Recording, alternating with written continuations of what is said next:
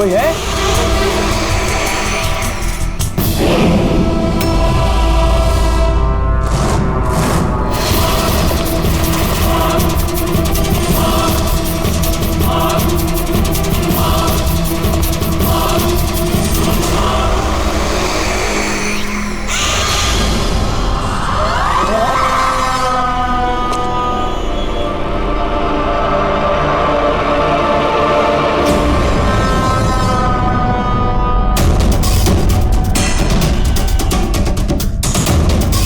कौन है वो?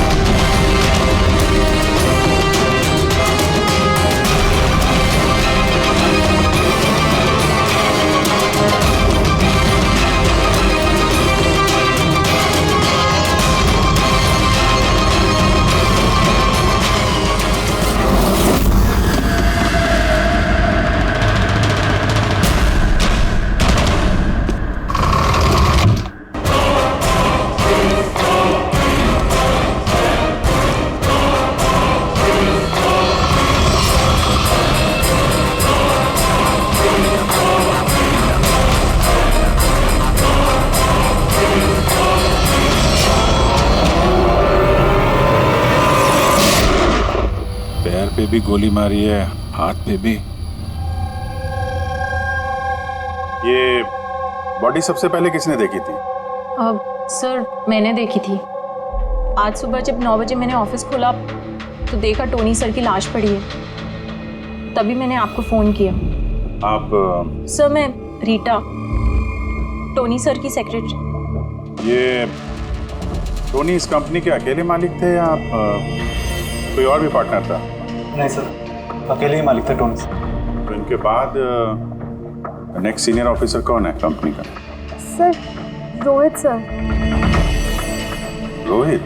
जी सर, मैं ही इस कंपनी का सीईओ हूँ। किस चीज़ की कंपनी है? सर हम स्टॉक्स और सिक्योरिटीज में डील करते हैं। सर उनकी बेल्ट और जूते देखे सर, इतने बड़ी कंपनी के सीईओ ये पहन के आएंगे ऑफिस? तो रोहित जी क्या चल रहा है आजकल शेयर का भाव? सर वो एक्चुअली सर आज मेरी नींद जरा देर से खुली थी तो मैं अखबार या इंटरनेट पर चेक नहीं कर पाया। अच्छा, तो आपकी कंपनी का कौन सा अच्छा स्टॉक है जो बढ़िया परफॉर्म कर रहा हो? इसके बारे में कुछ बताइए। क्या नाम है उसका? सर वो याद नहीं आ रहा सर। तो आप लोग बताइए स्टॉक के बारे में, एक भी स्टॉक का नाम बताइए आप लोग।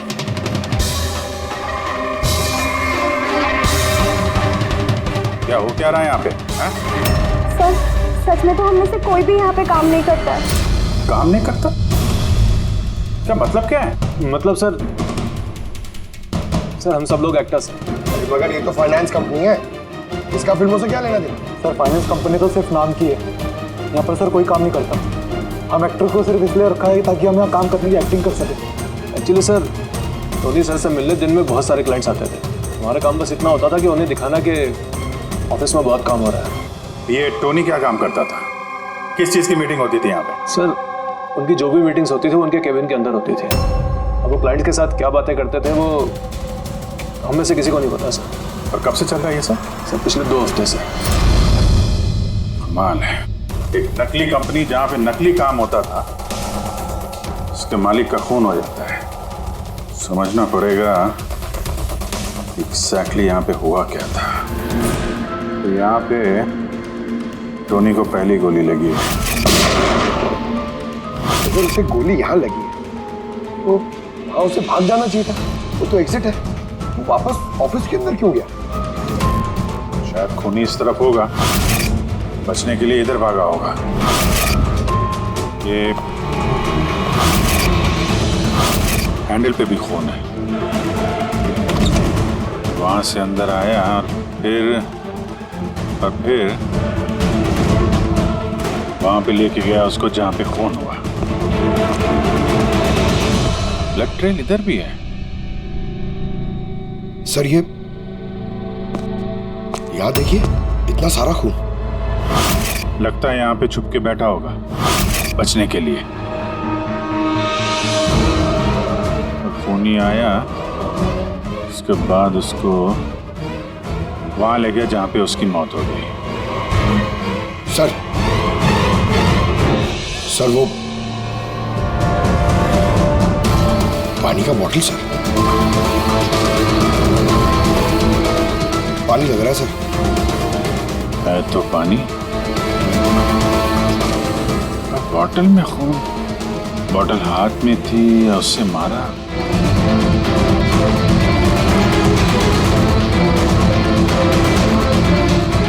यहाँ तो खून है नहीं, खून तो वहां है, तो इसका मतलब खून यहाँ पे है, तो शायद ये बॉटल यहीं होगी। यहाँ पे छुपा होगा तो बॉटल हाथ में ली होगी बचने के लिए। यहाँ वहां जाते समय गिर गई, यहाँ पे भी खून। वहां से आया तो इस पे हाथ लगा और सर हाँ, यहाँ तो ब्लड ट्रेल है।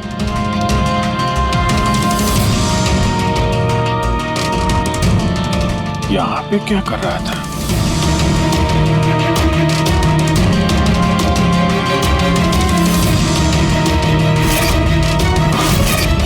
यहाँ पे पंजे का निशान है, यहाँ भी खून है, यहाँ भी पंजे का निशान है। कुछ पकड़ रहा था या फिर? अरे क्या? ठीक हो? हाँ सर। गन छुपा के रखी है अंदर। शायद इसी को ढूंढने आया होगा, लेकिन इसके पहले गन तक पहुंचता खूनी पहुंच गया इसके। मगर सर ये ऑफिस में उसने गन क्यों छुपा के रखी? ऑब्वियसली उसकी जान को खतरा होगा। इतना गड़बड़ घोटाला करके रखा हुआ था यहाँ पे, एक्टर्स लोगों को हार करके रखा था। पता नहीं कितने दुश्मन होंगे इसके। ये डायरी भी।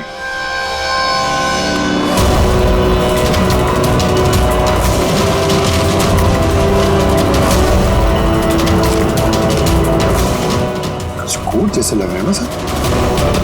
कोड वर्ड में लिखा है और डायरी को छुपा के रखा था। जरूर इसका टोनी के मौत के साथ कोई ना कोई कनेक्शन है। ये इसका बॉडी स्कैन चेक किया तुमने? वैसे स्कैन देखा मैंने, बाकी सब कुछ ठीक है। सिर्फ इसके एब्डोमेन में मुझे कुछ अजीब सी गोल गोल सी चीज़ नज़र आ रही है, समझ नहीं आ रहा क्या है। चलो देखें क्या। ये देखिए सर, ये जो गोल गोल सी चीज है ना तारिका, ये मेटेलिक चीज है, कोई something metallic. Metallic like coin जैसी। एब्सोल्युटली। लेकिन ये इसके एब्डोमेन में आई कैसे? एक काम करते हैं, इसके पोस्टमार्टम से ही पता लगेगा आखिर ये चीज है क्या।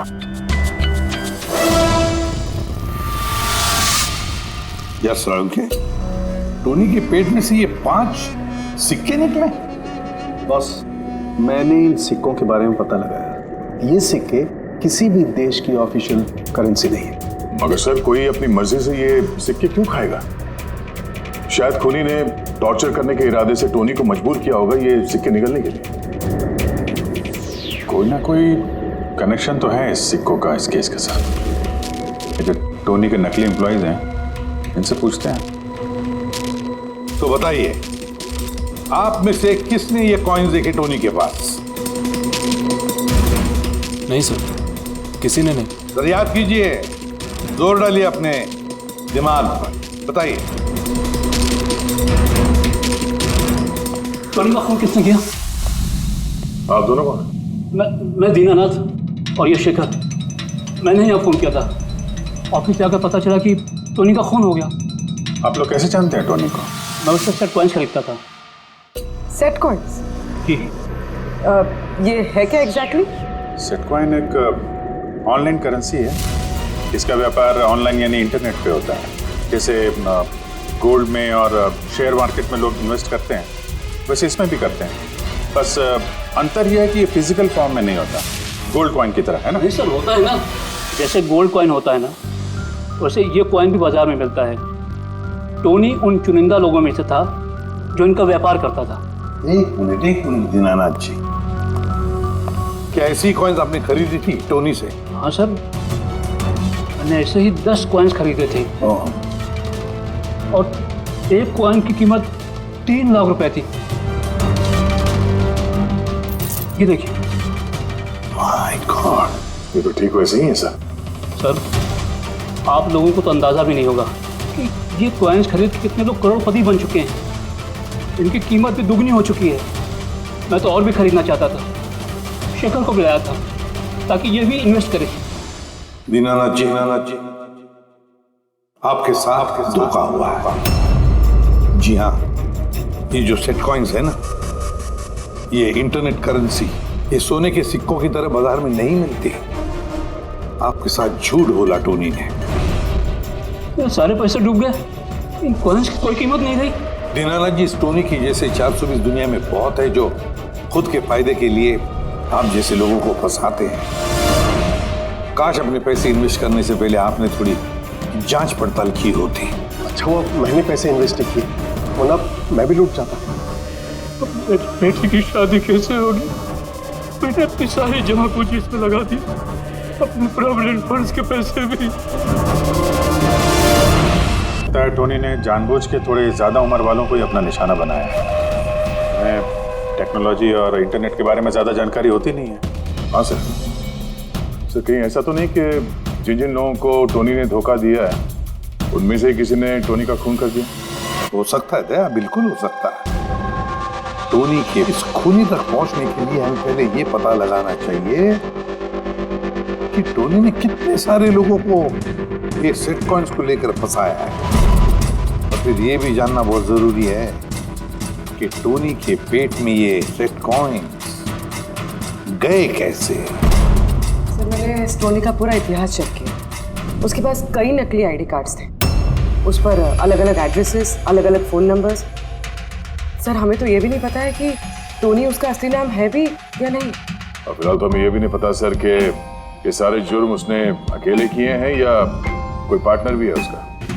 यानी जो कोड क्रैक हो जाए ना, वो कोड जो टोनी के ऑफिस वाले डायरी में मिला था, बहुत सारे सवालों का जवाब मिल जाएगा।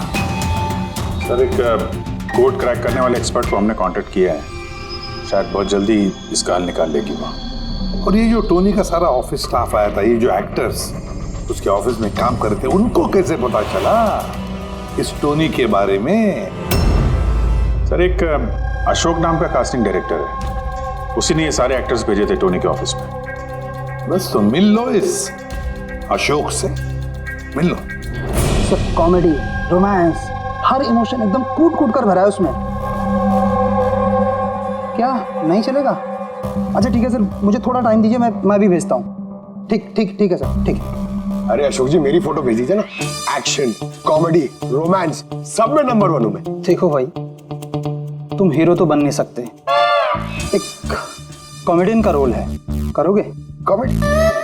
और हाँ, तुम्हारे चेहरे में मुझे एक कशिश दिखती है। एक आर्ट फिल्म के लिए मेरी बात चल रही है, तुम एक काम करो, एक ऑडिशन दे दो उसके लिए। अच्छा, क्या रोल क्या है? रोल एक पुलिस वाले का है। अरे ये तो मेरे बाएं हाथ का खेल है। पुलिस वाले का रोल करने का तो बड़ा एक्सपीरियंस है मुझे। एक्सपीरियंस है पुलिस वाले के रोल का? अरे रोज ही पुलिस वाले का रोल करते हैं। आप ये देखिए, ये सीआईडी असली है क्या? असली है, और जिस जेल में तुझे लेके जाएंगे ना, वो भी असली है। जेल? अब बजी दिमाग की घंटी। नहीं, कौन है ये? कौन है ये? इसको एक्टर सप्लाई किए थे ना तूने ऑफिस में काम करने की एक्टिंग करने के लिए, भूल गया तू? सर आपको ज़रूर कोई गलतफहमी हुई है। देख, सीआईडी के सामने एक्टिंग करेगा ना तो बहुत भारी पड़ेगा तुझे। यही 11 एक्टर भेजे थे ना तुमने टोनी के पास? हाँ याद आया, भेजा था मैंने, लेकिन सर काम करने की एक्टिंग के लिए नहीं भेजे थे, बल्कि टोनी ने मुझसे ये कहा था कि वो एक शॉर्ट फिल्म बना रहा है और उसको कुछ स्ट्रगलिंग एक्टर चाहिए। जो एक्टर तूने भेजे थे ना उसका इस्तेमाल करके उसने बहुत बड़े घपले किए हैं। सर ये बात मुझे कैसे पता चलेगी? सर पूरे 12 में से किसी भी एक्टर ने मुझे ये बात नहीं बताई सर। 12? सर उसकी ऑफिस में तो 11 लोग थे, ये 12वां कहां से आ गया? अच्छा, वो जो एक्टर भेजे थे उनकी लिस्ट दिखाना जरा। जी सर।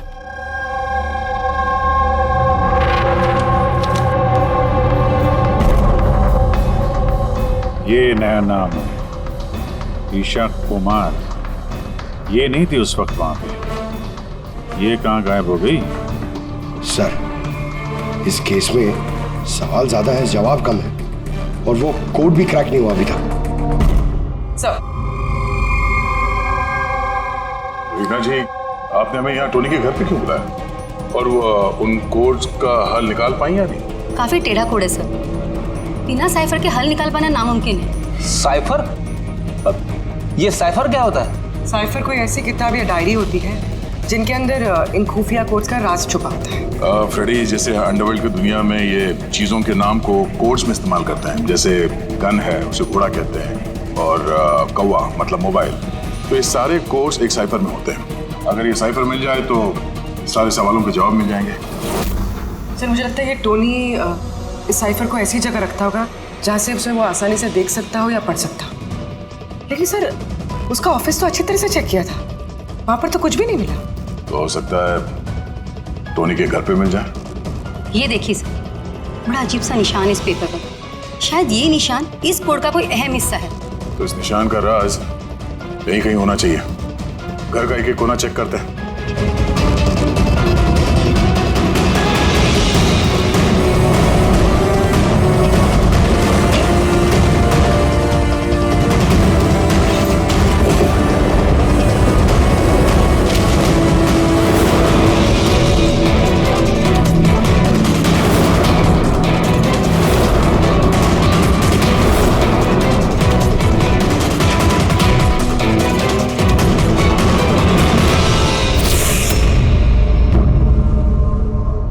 जी, ये देखिए, इस किताब में भी ठीक वैसा ही निशान है।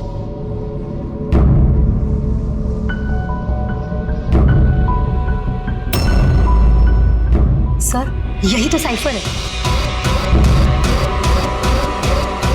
ये देखिए, इस पेज पर सिर्फ 7 सेंटेंसेस हैं और इसके हर सेंटेंस के फर्स्ट वर्ड को हम हाईलाइट करके देखते हैं।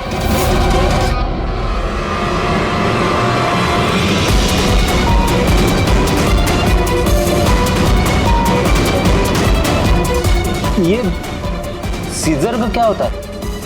जूलियस सीजर का नाम तो सुना होगा ना? हाँ। लगता है उसके जमाने का कोई पुराना कोड है। तो यहाँ ये सीजर के आगे जी भी तो है। यही तो मालूम करना है कि कौन से सीजर साइफर का इस्तेमाल हुआ है।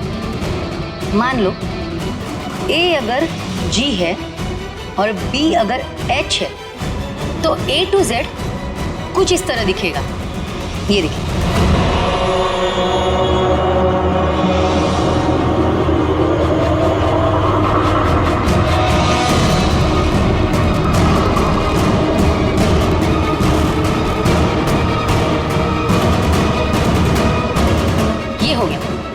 अब हम इसे फॉलो करके देखते हैं कि हमारा कोड का मतलब क्या है। और हमारा पहला कोड है SUNGTQASGX-10। अब हम इसे मैच करके देखते हैं। SMUONHAN।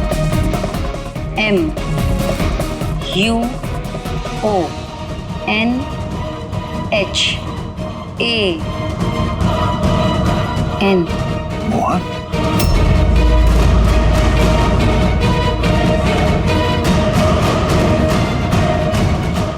पहले कोड का मतलब है मोहन कुमार 10।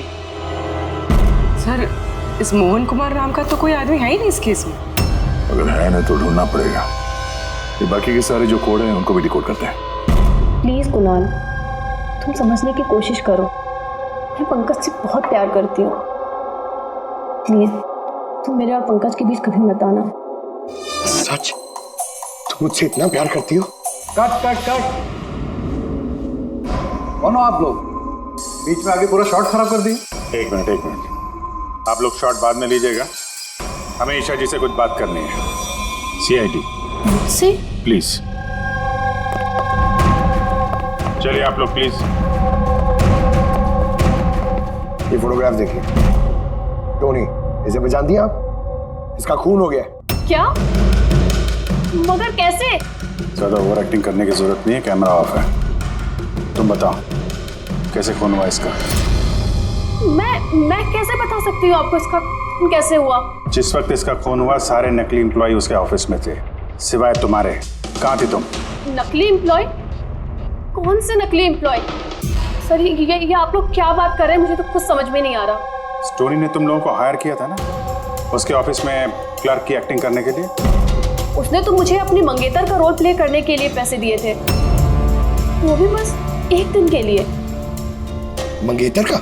हाँ सर, उसके माँ बाबूजी आए थे उससे मिलने और वो उन्हें दिखाना चाहता था कि वो शादी करने वाला है और वो अपनी जिंदगी में बहुत खुश है। उसने तुमको तो बताया होगा ना अपने माँ बाप के बारे में, सारी इंफॉर्मेशन दी होगी। जी हाँ, बहुत कुछ बताया था ताकि कुछ गड़बड़ ना हो जाए और मुझे याद रहे कब कौन से डायलॉग बोलने हैं। उसके माँ बाप के बारे में जितनी भी इंफॉर्मेशन है तुम्हारे पास, एक एक चीज सब हमें बताओ। Thank you sir. Codes decode हो गए। हर कोड से एक नाम मिला है और नाम के आगे एक नंबर। जरूर ये वो लोग हैं जिनको टोनी ने सेट कॉइन्स बेचे थे, और ये नाम के आगे जो नंबर है इसका मतलब है किसके पास कितने सेट कॉइन्स हैं। जैसे ये मोहन ने ये 10 सेट कॉइन्स खरीदे थे, चिराग 6, विजय कुमार 8, एक्सेट्रा एक्सेट्रा। तो मतलब खूनी इनमें से ही कोई एक है? लगता तो ऐसे ही है। इन सारे बारातियों को ब्यूरो में बुलाओ सेट कॉइन्स के साथ। सर मैंने टोनी को नहीं मारा, आपने मुझे बताया तब तो मुझे पता चला कि टोनी का मर्डर हो गया। कल रात तुम कहाँ थे? कल रात मेरे सर में दर्द था तो मैं कल रात 10 बजे ही सो गया था सर।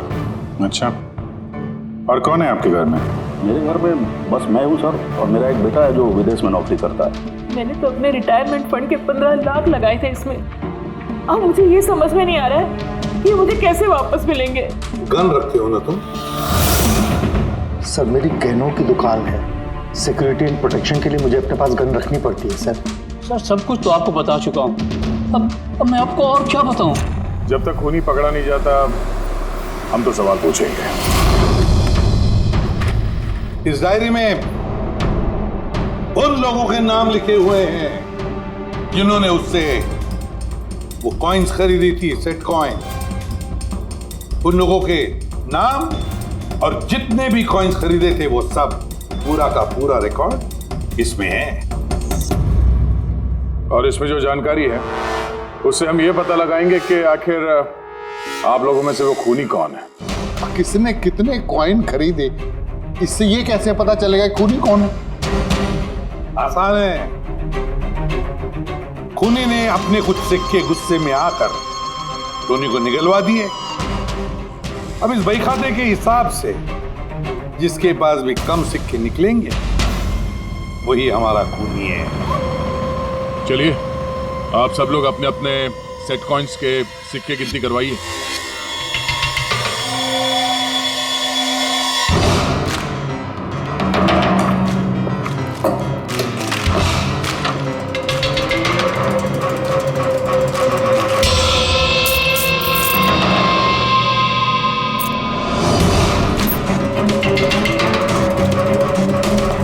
सर सारे के सारे कॉइन्स हैं, एक भी कम नहीं। कोई भी कम नहीं? ये कैसे हो सकता है? अब तो यकीन हो गया ना आप लोग को कि हम निर्दोष हैं। अब ये क्या कहानी है सर? अगर ये सारे निर्दोष है तो फिर गुनहगार कौन है? ये तो अब टोनी के माता पिता ही बताएंगे। नहीं, ये नहीं हो सकता। हमारा बेटा नहीं मर सकता सर। आपको जरूर कोई गलतफहमी हुई है। हमारा बेटा तो अपने ईमान का इतना पक्का था कि वो किसी का 1 रुपया भी ना ले, और आप कह रहे हो उसने लोगों को ठगा है। मैं जानता हूं ये किसी भी माँ बाप के लिए सुनना आसान नहीं है, पर क्या टोनी की किसी के साथ कोई दुश्मनी थी? हाल फिलहाल में कोई लड़ाई झगड़ा हुआ हो? कैसा झगड़ा सर? वो तो इतना बिजी रहता था कि उसे हमसे मिलने का भी समय नहीं होता था। 3-3, 4-4 महीने बाद घर आता था वो। मिलने नहीं आता था? मतलब कि उसने कई जगह पर अपने ऑफिस खोल रखी थी। कहाँ पे ऑफिस था इसका? दिल्ली, पुणे। जिस शहर में ये टोनी रहा है, कुछ ना कुछ घपला तो जरूर किया होगा उसने। कुंडली निकालो इसके पिछली जिंदगी की। सर, हाँ सर, दिल्ली और पुणे के police officers video conference call पे। गुड।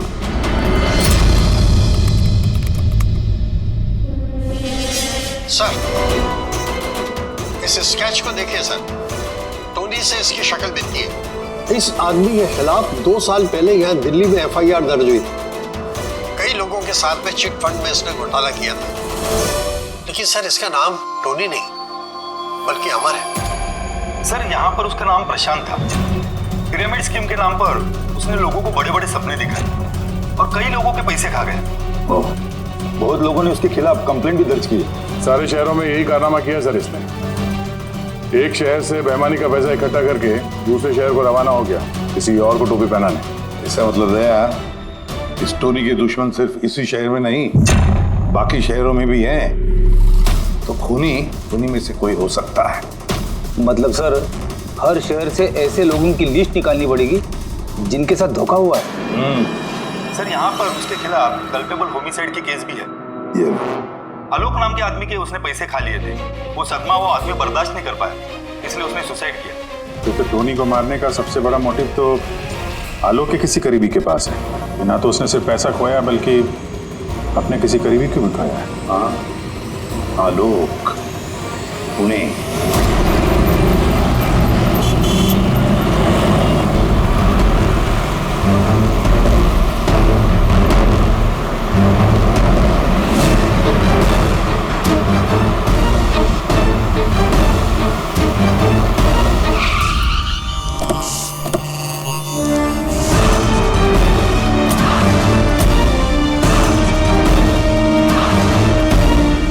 लगता है आलोक की बीवी सरिता घर पे नहीं है सर। हाँ, गया। आज सुबह से नहीं है। आज का पेपर और दूध। पंकज सर, जाके जरा पड़ोसी से पूछताछ करो। Excuse me. जी, मैं ऑफिसर पंकज हूँ, CID मुंबई से। हेलो सर, मैं पूनम। हेलो, ये सरिता यहाँ रहती हैं? ये हाँ, कहीं गई हुई है बाहर, आपको पता है? वो तो नहीं पता। क्यों, कोई प्रॉब्लम हो गई है? इनके घर की कोई एक्स्ट्रा चाबी होगी आपके पास? सर, हाँ, ये पूनम जी हैं, सरिता की नेबर।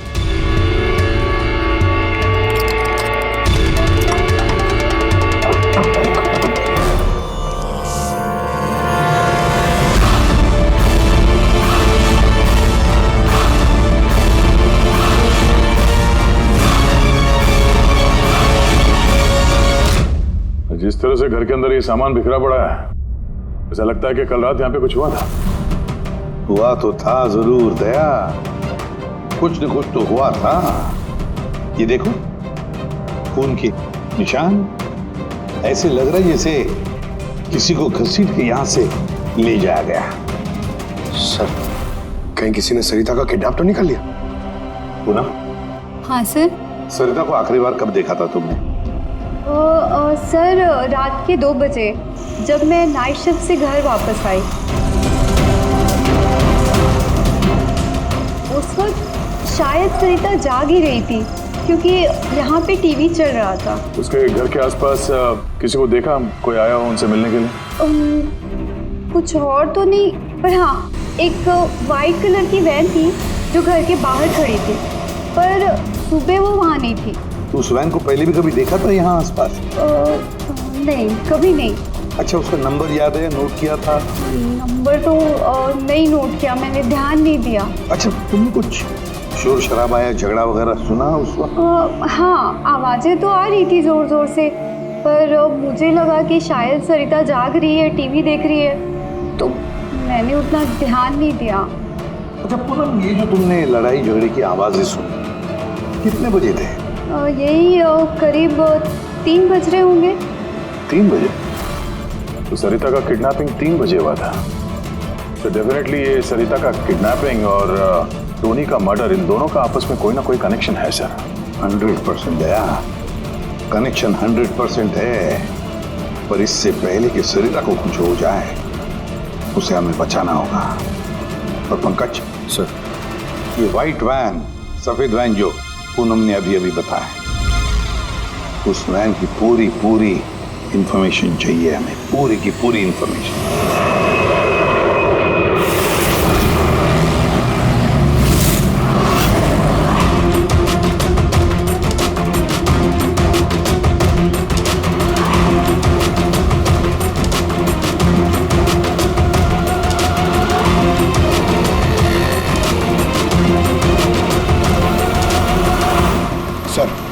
यही रास्ते से वो व्हाइट वैन क्रॉस हुई थी।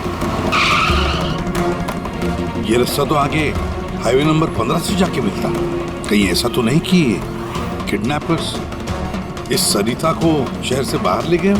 सर नहीं सर, क्योंकि वो आगे जो टोल नाका है उसमें गाड़ी क्रॉस नहीं हुई। तो फिर जरूर किडनैपर ने सरिता को टोल नाका और सिग्नल के बीच में कहीं छुपा के रखा। तो सर इस सिग्नल और टोल के बीच में कोई तो रास्ता होगा जो अंदर जाता है, और शायद किडनैपर्स का अड्डा वहीं कहीं आसपास होगा। हाँ चलो देखते हैं कोई रास्ता है क्या।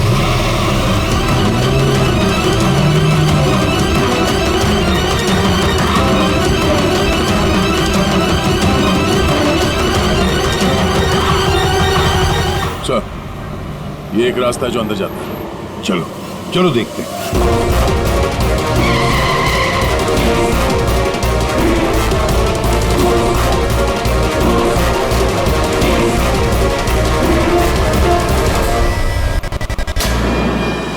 सर वो पीछे।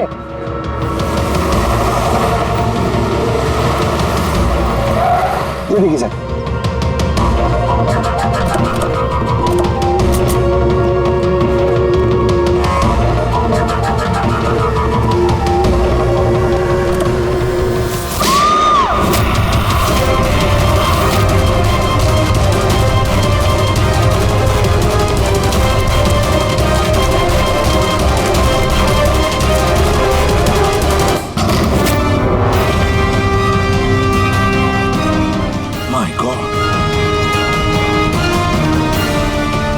सरिता? सर अंदर कोई नहीं है।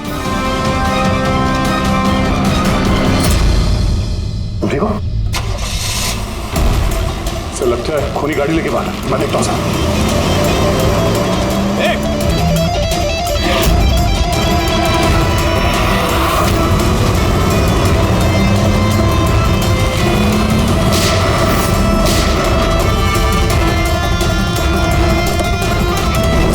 सर एम्बुलेंस आ रही है। सरिता ये बताओ किसने किया ये सब? उसने मेरी आंखों में पट्टी बांध रखी थी, इसलिए उसका चेहरा भी नहीं देख पाई मैं। नहीं सर, निकल गया, गाड़ी का टायर पंचर करके गया वो। सरिता बताओ क्यों किया होगा ये सब उसने? सर उसको मेरे पति आलोक का फाइनेंशियल रिकॉर्ड चाहिए था, पता नहीं क्यों। पर तुम्हारे पति आलोक अब इस दुनिया में नहीं रहे ना? हाँ सर, उन्होंने आत्महत्या कर ली थी क्योंकि किसी फ्रॉड ने उन्हें धोखे से लाखों रुपए लूट लिए। पर वो पैसे भी उनके नहीं थे सर, उन्होंने किसी से कर्जा लिया था, पर कर्जा ना चुकाने की वजह से उन्होंने सुसाइड कर ली सर। अब ये क्या चक्कर है सर? ये किडनैपर को आलोक के फाइनेंशियल रिकॉर्ड्स में इतनी दिलचस्पी क्यों होने लगी? पंकज यार, इस किडनैपर को दिलचस्पी इसलिए कि मुझे तो लगता है कि ये किडनैपर, ये खूनी भी वही है जिसने आलोक को पैसे दिए थे अब जैसे उसे पता चला कि आलोक इस दुनिया में नहीं रहा तो प्रॉब्लम आया, पैसे वसूल किससे करे। उसे पता चला कि आलोक का सारा पैसा टोनी के पास है, तो उसने टोनी को खत्म कर दिया और फिर खुद पर इल्जाम ना आए सारे सबूत मिटाने के लिए उसने सरिता को फोन किया और उसे पूछा कि आलोक का सारा फाइनेंशियल रिकॉर्ड कहां पर है। कौन हो सकता है ये? सरिता सर, एक काम कर सकती हो? हाँ सर। आलोक की फाइनेंशियल रिकॉर्ड्स हमें दे सकती हो?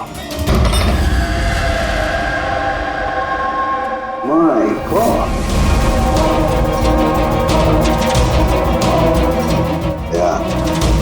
ये मुजरिम जो भी कोई है हमसे पहले यहाँ पहुंच गया और देखो लगता है सारे सबूत जलाकर राख करने की कोशिश की है उसने। बस सर उस कंप्यूटर के साथ कुछ करना दिया हो जिसमें आलोक के फाइनेंशियल रिकॉर्ड्स हैं। तो फिर देखो जरा कोई कंप्यूटर या लैपटॉप वगैरह मिलता है क्या? सर, हाँ लैपटॉप मिल गया। वंडरफुल। सर, आलोक फाइनेंशियल फाइल। गुड। अब इसकी फाइल ओपन करने की कोशिश करो, जरूर उसमें उसके कर्जदारों की लिस्ट मिलेगी हमें। खुल गया सर। इससे तो कई सारे लोगों से कर्जा लिया है सर, और सबसे ज्यादा कर्जा दिया है इस शेखर ने। शेखर? कहीं वही शेखर तो नहीं जो दीनानाथ के साथ हमसे मिलने आया था? मैं दीनानाथ, ये शेखर। हाँ सर वही है। तो दया, इस शेखर का पिंजरे में जाने का वक्त आ गया। वो सफेद वैन तो मिल गई सर, पर शेखर का अभी तक कुछ पता नहीं चल पाया। सर, शेखर भले ही खून करके भाग गया हो लेकिन ज्यादा दूर नहीं जा पाएगा। फिर भी कुछ ना कुछ तो गड़बड़ जरूर है इस केस में। पता नहीं क्यों लेकिन सही नहीं लग रहा है मुझे। क्या हुआ सर, आपको कुछ और लग रहा है क्या? अब जिस तरह सोचो, ये सरिता का किडनैप होना, उसके बाद में हमें बड़े आसानी से वो सफेद वैन मिलना, लावारिस पड़ी हुई, उसके बाद में आलोक की फाइनेंशियल रिकॉर्ड जिसमें शेखर का भी नाम है, वो भी बड़े आसानी से मिले हमें। हाँ सर, वो फाइनेंशियल रिकॉर्ड लैपटॉप के डेस्कटॉप पे था। यही तो मैं कह रहा हूँ दया, गड़बड़ है। हालांकि ये ऐसे फाइनेंशियल रिकॉर्ड्स अलग से फोल्डर में होने चाहिए, पासवर्ड प्रोटेक्टेड होनी चाहिए ना। सर, लेकिन अगर हमें वो सुराग मिल रहे तो ये तो अच्छी बात है ना। नहीं पंकज, हमें सुराग मिल नहीं रहे हैं, सुराग हमें दिए जा रहे हैं एक के बाद एक, एक के बाद एक। इसीलिए तो मैं कह रहा हूँ ना, गड़बड़ है, कुछ ना कुछ तो गड़बड़ जरूर है। हमें गुमराह करने की कोशिश हो रही है। टोनी के बारे में आपको जो कुछ भी याद है जरा डिटेल में बताइए। बात करने में, लोगों को बड़े से बड़े सपने दिखाने में बहुत अच्छा था ये टोनी। ऐसे किसी से घुल मिल जाता था केवल 2 मिनट में कि जैसे आपको लगे कि दुनिया में उससे अच्छा आपका कोई दोस्त है ही। और हाँ सर, आलीशान पार्टीज वगैरह रखी थी उसने अपने इन्वेस्टर्स के लिए। उन पार्टीज की तस्वीरें हैं आपके पास? सर, हाँ सर, पूर्वी ने ये फोटो भेजी है, सस्पेक्ट के घर से मिली है। अच्छा, तो ये है वो इस पूरे खेल के पीछे। मतलब शेखर भी इसी के कब्जे में होगा सर। इसका फोन ट्रैक करो, शेखर की जान को खतरा है, शेखर को बचाना होगा।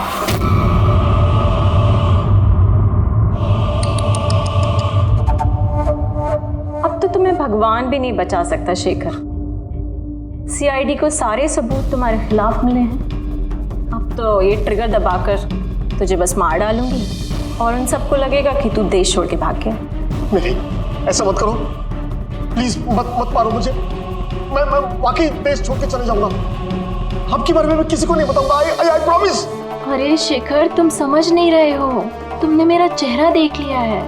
अब मैं तुम्हें छोड़ने की बेवकूफ़ी तो करूंगी नहीं, इसलिए तुम्हें मरना पड़ेगा। मत मारो मुझे प्लीज, मत। कोई है? प्लीज बचाओ मुझे, बचाओ मुझे, कोई है? मुझे मार के दिखाइए। जाओ।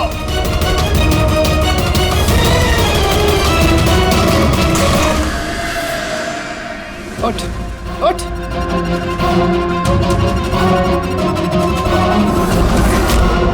सर, मैं रीटा, टोनी सर की सेक्रेटरी। तुम्हारा चेहरा तो हमने भी देख लिया था मिस रीटा। मैंने तो कोई सबूत, कोई गवाह कुछ नहीं छोड़ा था। तो आपको कैसे पता चला? तो इस फोटो के जरिए तुमने हमसे कहा था कि तुम टोनी को पिछले 2 हफ्ते से जानती हो, तो फिर 2 साल पुराने इस फोटो में तुम क्या कर रही हो? ये बहुत कुछ कह गया। अब बताओ, तुमने अपने बॉस टोनी को क्यों मारा? टोनी मेरा बॉस नहीं था, मैं टोनी की बॉस थी। लेकिन तुम तो उसकी सेक्रेटरी बन के घूम रही थी, वो क्या था? वो सिर्फ और सिर्फ एक नाटक था, दुनिया को दिखाने के लिए। असल में सारा दिमाग मेरा था इसमें। टोनी को तो मैंने सिर्फ आगे रखा था ताकि कभी कानून हम तक पहुंचे तो टोनी पकड़ा जाए। तो फिर टोनी का फोन करके अपने पैर पे कुल्हाड़ी क्यों मार ली? क्योंकि जब चींटी के पर निकल आते हैं तो उसके पंख काटने पड़ते हैं, और टोनी बहुत ही ज्यादा हवा में उड़ने लगा था, बहुत ही लापरवाह और ओवर कॉन्फिडेंट हो गया था। उसने दीनानाथ के साथ सेल्फी खींच के सोशल मीडिया पे डाल दी वो फोटो। तो तुम्हें डर लगा कि अगर वो फोटो सोशल मीडिया में चला गया तो जिन जिन शहरों में उसने 420 की है वहां कोई ना कोई उसे पहचान लेगा। हाँ। और उसके पेट में जो सिक्के थे वो सिक्के मैंने ही उसे निकलवाए थे ताकि आप लोगों को लगे कि खून किसी ऐसे आदमी ने किया है जिसके साथ टोनी ने बेईमानी की है। और इसलिए तुमने सारे सबूत शेखर के खिलाफ कर दिए ताकि हम उसे अपराधी समझें। न जाने कितनी जिंदगियों के साथ खेला है तुमने। देश भर में न सिर्फ लोगों के पैसे चुराए बल्कि उनकी खुशियां, सपने सब छीन लिए। कड़ी से कड़ी सजा मिलेगी तुम्हें इस जुर्म के लिए।